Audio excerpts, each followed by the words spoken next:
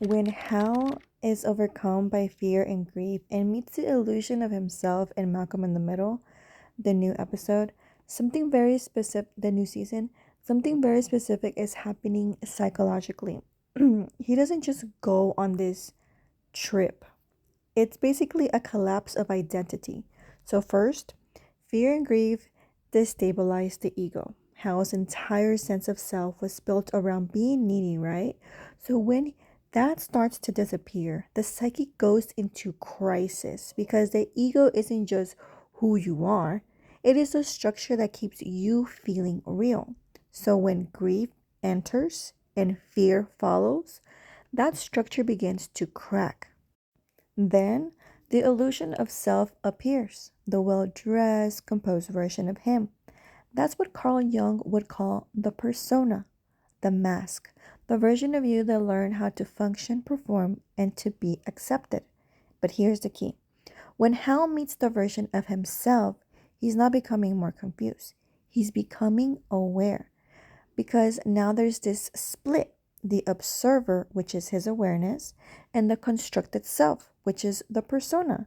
This is the beginning of awakening, not peace, not clarity, but the separation from the mask.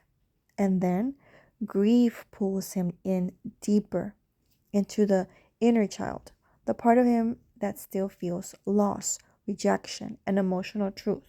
Now, the persona starts talking to the child, almost like a therapist. This is the psyche trying to self regulate and reorganize. It's basically attempting integration. The mask acknowledges the wound, the adult, meaning the child, awareness witnessing both, and then comes the most important moment.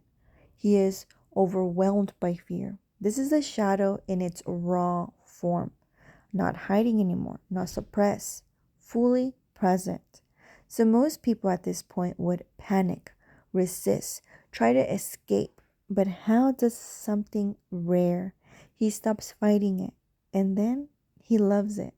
Psychologically, this is huge because fear only maintains power through resistance, avoidance, separation. The moment that he accepts it fully without defense, the nervous system no longer registers it as a threat.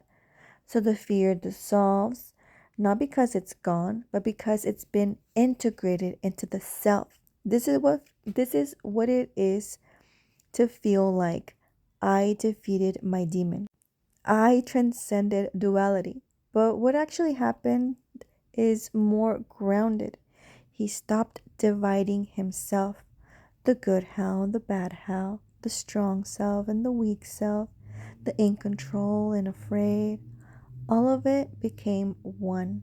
So when he meets that illusion of self, he doesn't just see it, he disidentifies it. And when fear and grief are no longer resisted, they transform from enemies into information. And that is the real shift. It's not enlightenment, it's not permanent awakening.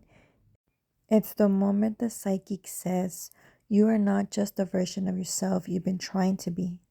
And for a second, he experiences what it feels like to be whole instead of being divided.